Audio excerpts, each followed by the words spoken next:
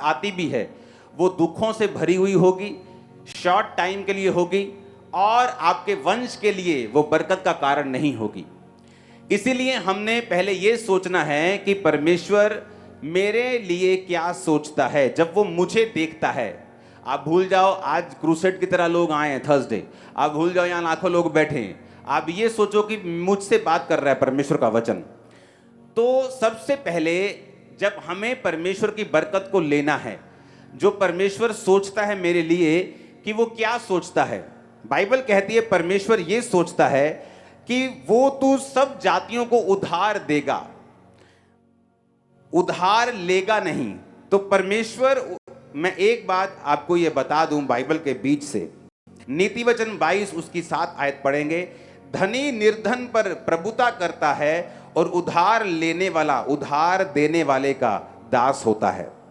Bible कहती है तुम नौकर हो उसके जिससे तुमने पैसे उधार लिए हैं। और जब परमेश्वर इस्राएलियों को बुलाया तो परमेश्वर कहा मैं तुझे सब जातियों में से श्रेष्ठ करूंगा, ये मेरी बुलाहट है तुम लोगों के लिए।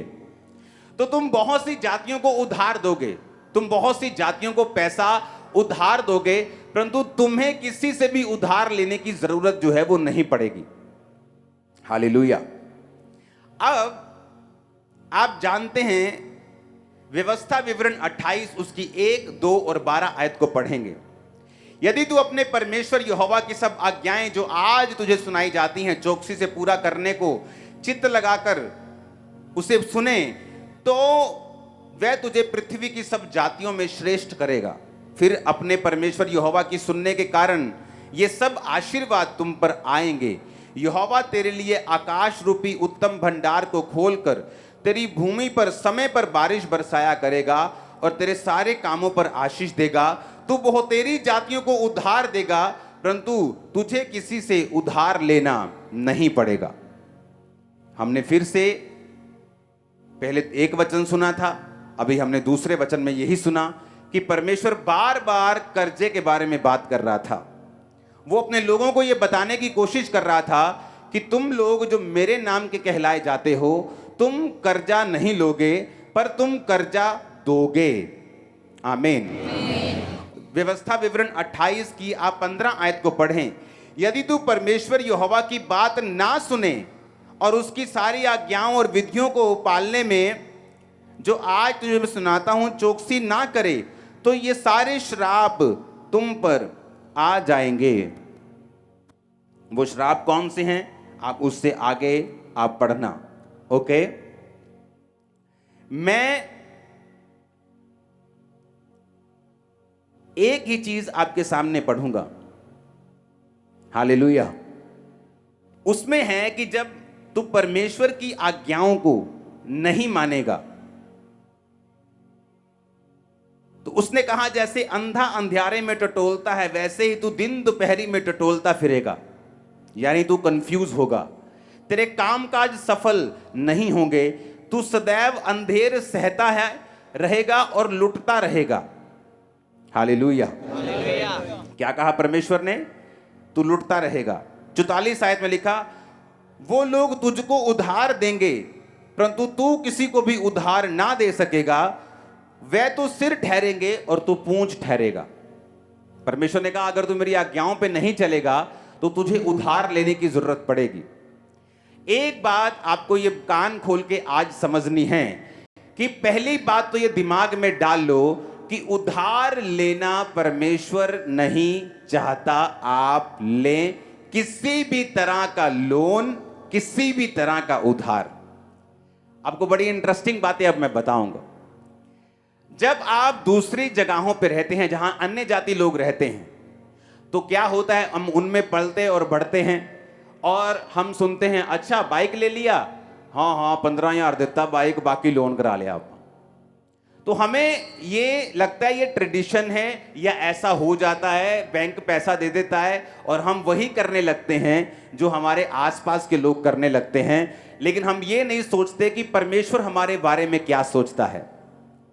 अगर आपको बाइक लेना है, आज के बाद आप लोन अप्लाई नहीं करोगे, पैसे जोड़ोगे और कैश लोगे इन जीसस नेम। आप सुनो मेरी बात, अगर आपको बरकत लेनी है, आपको प्रैक्टिस करना पड़ेगा जो वचन में लिखा हुआ है। एक बहुत बड़ी बिजनेसमैन थी, तो वो क्रिश्चियन थी लेकिन परमेश्वर के वचन पे नहीं चलती थी, बिजनेस ज्यादा था, बिजनेस में बिजी थी, बहुत बड़ी उसकी कंपनी थी, आज भी जिंदा है वो, बड़ी गवाही है उसकी। तो वो इतना परमेश्वर के वचन पे नहीं चल पाती थी। तो कंपनी थी, तो जब कंपनी में अप डाउन आता रहता है, खासकर फॉरेन कंट्रीज में रिसेशन आते रहते हैं, तो जब रिसेशन आया तो थोड़ा लोन था, वो लोन बढ़ गया। लोन बढ़ता बढ़ता बढ़ता इतना बढ़ गया कि वो लोन 40-50 करोड़ से भी ज्यादा का लोन उसके सिर के ऊपर हो गया। अब बात ये थी कि उसे वो नॉर्मल लग रहा था, क्योंकि बाकी बिजनेस भी लोन ले रहे थे और बाकी भी कर्जे के नीचे थे। आप कई बार देखते हो बहुत बड़े बड़े बिजनेसमैन, आप सुनते हो अच्छा बैंकरप्ट हो गया, यार वो तो टॉप 10 में आता था। वो कर्जा इतना है उन लोगों के ऊपर कि जब थोड़ा सा भी हिलते हैं तो वो कर्जा उनको दबा लेता है। तो परमेश्वर ये चाहता था कि इजरायली लोग जो हैं, मेरी बरकत इन पे रहेगी और ये निशानी होगी कि मैं इनके साथ हूं, कि ये किसी भी तरह का कोई भी कर्जा नहीं लेंगे बल्कि कर्जा दिया करेंगे, ये निशानी होगी। तो अब जो उस औरत को जब कहती कि सब कुछ चल रहा था अच्छा, ये नहीं कि लोन की पेमेंट टूट रही थी, किस्तें भी टाइम पर जा रही थी, पर कहती एक बात मेरे दिल में आती थी कि इतना लोन है मेरे सिर के ऊपर, इससे पूरा करने में मेरी सारी उम्र जाएगी। यानी वो अगर 40 साल की उस समय थी तो उसने कहा कि इसे कंप्लीट करते करते बैंकों में कम से कम मैं 70 साल की हो जाऊंगी, 80 साल की हो जाऊंगी, तब जाके ये लोन जो है मेरी पूरी लाइफ में खत्म होगा। कहती मुझे ये भी नॉर्मल लग रहा था। कहती उसके बाद किसी से मालूम हुआ, उसने क्रिश्चियन बुक्स पढ़नी स्टार्ट कर दी। और क्रिश्चियन बुक्स किस मैटर के ऊपर? कर्जे के मैटर के ऊपर, मनी के मैटर के ऊपर, कि परमेश्वर हमारी लाइफ में क्या चाहता है। और वहां उसने एक वचन पढ़ा जो आप बहुत बार सुन चुके हैं, मलाकी 3 उसकी 10 आयत में लिखा हुआ है। उस वचन को जब उसने पढ़ा तो वहां पर मलाकी में लिखा है कि अगर सारे दशमांश तू भंडार में ले आए, सारे दशमांश भंडार में ले आओ कि मेरे भवन में भोजन वस्तु रहे, यानी परमेश्वर के भवन में सब सेवकाई के काम होते जाएं। और सेनाओं का यहोवा ये कहता है कि ऐसा करके मुझे परखो कि मैं आकाश के झरोखे तुम्हारे लिए खोलकर तुम्हारे ऊपर अपरंपार आशीष की वर्षा करता हूं कि नहीं करता। एक लौता वचन है बाइबल का जिसमें परमेश्वर आपको चैलेंज करता है कि अगर आप इस वचन को पूरा करेंगे तो आप परमेश्वर को परख सकते हैं कि आपके जीवन पर आशीष आती है कि नहीं आती। उसने कहा जब मैंने बहुत बड़े बड़े ऑथर्स की बुक पढ़नी शुरू की, क्योंकि कर्जा हो चुका था, बिजनेस थोड़ा डाउन हो चुका था, लेकिन चल रहा था, लेकिन उसे मालूम था कि ये परफेक्ट प्लान नहीं है मेरी लाइफ में। जब उसे ये समझ आई कि मैं टाइथ नहीं दे रही हूं, क्रिश्चियन होने के बावजूद भी मैं परमेश्वर का वचन पूरा नहीं कर रही हूं, और बाइबल कहती है जब हम टाइथ नहीं पे करते तो परमेश्वर कहता है मैं फिजूल खर्ची को भेजूंगा, तुम्हारे फल कच्चे झड़ेंगे, तुम पे कर्जा होगा और तुम गलत गलत चीजें पर फैसले लेकर अपने पैसों को वेस्ट करते रहोगे और तुम्हारे पैसे गलत चीजों पे लगेंगे जहां लगने नहीं चाहिए। बहुत से लोग बोलते हैं जैसे मैं घर बनाने लगता हूं मुझ पे कोई अटैक होता है, घर में कोई बीमार हो जाता है, कोई हॉस्पिटलाइज हो जाता है, कभी कोई एक्सीडेंट हो जाता है, कभी कोई अलग सा काम आ जाता है और हम घर नहीं बना पाते। आप उन लोगों से अगर पूछेंगे ध्यान से कि क्या आप अपनी लाइफ में से टाइथ पे करते हो, अपनी कमाई का 10वां हिस्सा पे करते हो और अपने टाइम में से 2 घंटे 24 मिनट रोज आप परमेश्वर को देते हो प्रार्थना में? उनका जवाब होगा नहीं, हम ऐसा नहीं करते। क्यों? क्योंकि अगर आप ये 2 चीजें करें, अपने टाइम का दशवांश और अपनी कमाई का दशवांश, तो बाइबल कहती है किसी भी रीति के साथ आप कर्जे में नहीं रहेंगे। परमेश्वर ने कहा जो आज्ञाएं मैं तुम्हें देता हूं, अगर तू चित्त लगाकर, हम चित्त लगाकर कई बार मैच देखने लगते हैं, हाँ कि मैच लगा है, पूरा कॉन्फिडेंस, चित्त लगा हुआ है मैच में, पूरा ध्यान मैच में लगा हुआ है, कोई खास पिक्चर लगी पूरा चित्त लगा के उसको सुन रहे हैं, फेवरेट चीज लगी पूरा मन लगा हुआ है। परमेश्वर कहता है अगर ऐसे ही मन तू मेरे वचन के ऊपर लगाएगा तो निशानी होगी कि तू सब जातियों से श्रेष्ठ होगा और तू उधार देगा और लेगा नहीं, क्योंकि उधार लेने वाला देने वाले का दास होता है, उसका नौकर होता है, और परमेश्वर चाहता है कि तुम अन्य जातियों में श्रेष्ठ हो, इसलिए वो तुमको नौकर बनता हुआ देखना नहीं चाहता। अब जब उस औरत को वचन मालूम हुआ, उसने टाइथ निकालना शुरू किया। कहती मुझे उन लोगों के फोन आने लगे, मेरे कस्टमर्स जो 5 साल पहले मुझे छोड़ चुके थे, कहती उन कस्टमर्स के फोन आने लगे जो बल्क में मुझे ऑर्डर देने लगे। जो 5 साल पहले 7 साल पहले कस्टमर्स का लिंक टूट चुका था वो मुझे कॉल करने लगे। कहते ऐसे अनएक्सपेक्टिंग कॉल्स मुझे आने लगी मेरे बिजनेस के लिए, और मेरा बिजनेस इस तरह से अनएक्सपेक्टेडली ग्रो करना शुरू हो गया कि आज वो औरत पूरी तरह से कर्जे से 100% आजाद हो चुकी है। और उसने फैसला किया कि आज के बाद कुछ भी हो, जितनी ग्रेस होगी, जितना पैसा होगा हम उसमें बिजनेस करेंगे, लेकिन बैंक से लोन नहीं उठाएंगे, टाइथ पे करेंगे। और जब उसने फैसला किया, परमेश्वर ने उसे बरकत दी। दिनों और महीनों में उसका लोन उतरा। और फिर देखो क्या हुआ, परमेश्वर ने उससे बात की। उसने कहा मेरी बेटी एक बात को सुन। परमेश्वर ने कहा तू अब टाइथ नहीं निकालेगी, तू टाइथ को डबल करेगी और 20% निकालेगी। वो घबरा गई क्योंकि वो बहुत अमीर थी और लाखों में उसका टाइथ था महीने का। तो उसे मालूम था अगर परमेश्वर ने कुछ कहा है तो ये उसका कुछ मकसद होगा। कहती मैंने हाँ किया, मैंने फॉलो करना शुरू किया। और कहती जैसे ही मैंने फॉलो करना शुरू किया, कुछ ही महीनों बाद 2008 का रिसेशन आया अमेरिका में। कहती जब 2008 का रिसेशन आया, मेरे जैसे कई बिजनेस फ्लॉप हो गए, जमीन पे आ गए, रोड पे चले गए। कर्जा लेना तो दूर, कर्जा मतलब इंस्टॉलमेंट्स के उनको लाले पड़ गए। पर कहती मेरा इकलौता बिजनेस ऐसा था जो रिसेशन में भी डूबा नहीं और फलवंत हुआ और बढ़ा, क्योंकि मैंने परमेश्वर की आवाज को सुना था। हालेलुया। एज ए क्रिश्चियन आपको यह बात समझ रखनी है कि परमेश्वर नहीं चाहता आप कर्जा लें। हालेलुया। मैंने अपनी टीम को बता दिया कि जहां पर सीए ने बोला भी है ना कि आप इतना बड़ा कैश की जगह ये चीज मत लो, चेक में चीज मत लो, अब वो भी हम नहीं करेंगे। पूरी चीज खुदावंद के नाम में कर्जा फ्री। ये चर्च इमेजिन करो, लोग या पास्टर्स मिलते हैं, लोग मिलते हैं तो छोटा सा एक प्रोजेक्ट होता है, उस पर 20 लाख का कर्जा होता है।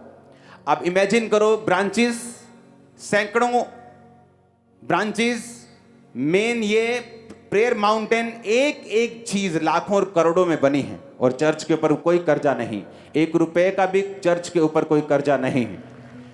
परमेश्वर ये प्रूफ करना चाहता है आपकी लाइफ पे कि आप लोग अलग हैं, लेकिन आपको प्रैक्टिस करना पड़ेगा। आप बोलोगे इम्पॉसिबल है कि मैं ऐसे कार ले लूं, इम्पॉसिबल है कि मैं घर ऐसे बना लूं अगर मैं बैंक को इन्वॉल्व नहीं करता हूं। तो मैं आपको बता रहा हूं आपको क्या करना है, आपको वचन में ध्यान से सुनना है। दूसरा राजा 4 उसकी 1 से 7 में लिखा है, भविष्यद्वक्ताओं के चेलों की पत्नियों में से एक स्त्री ने अलीशा की दुहाई देकर कहा, तेरा दास मेरा पति मर गया और तू जानता है कि वह यहोवा का भय मानने वाला था, जिसका वह कर्जदार था। वह आया है कि मेरे दोनों पुत्रों को नौकर बनाने के लिए ले जाए, लाइफ टाइम स्लेव बनाने के लिए उसको वो लेके जाना चाहता था दोनों पुत्रों को। कौन से बेटे थे दोनों? एक नबी के, एक प्रॉफिट के बेटे थे। अलीशा ने उससे पूछा मैं तेरे लिए क्या करूं, मुझे बता कि तेरे घर में क्या है।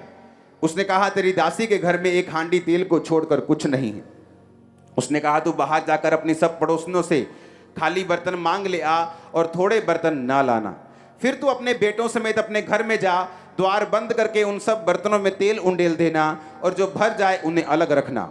तब वह उसके पास से चली गई और अपने बेटों समेत अपने घर जाकर द्वार बंद किया। तब वे उसके पास बर्तन लाते गए और वो उंडेलती गई। जब सब बर्तन भर गए और उसने अपने बेटों से कहा मेरे पास और ले आ, तो बेटों ने कहा 1 बर्तन नहीं रहा, 1 भी नहीं रहा। तेल तब रुक गया। तब उसने जाकर परमेश्वर के भक्त को ये बता दिया और उसने कहा जा अपना तेल बेचकर ऋण अपना कर्जा भर दे और जो रह जाए उससे अपने पुत्रों सहित अपना निर्वाह करना। अब यहां पर जो कर्जा खत्म हो गया, सिर्फ परमेश्वर ने कर्जा खत्म नहीं किया, परमेश्वर ने कहा कि अब जो तेल बचा है अब तू अपने पुत्रों सहित उसका निर्वाह भी करना, अपना गुजारा भी उससे चलाना। जब 12 टोकरियां बची थी खाने की, तो कितनी रोटियां और मछलियां बांटी गई थी? 5 रोटी और 2 मछली। कितने लोगों को खिलाया गया था?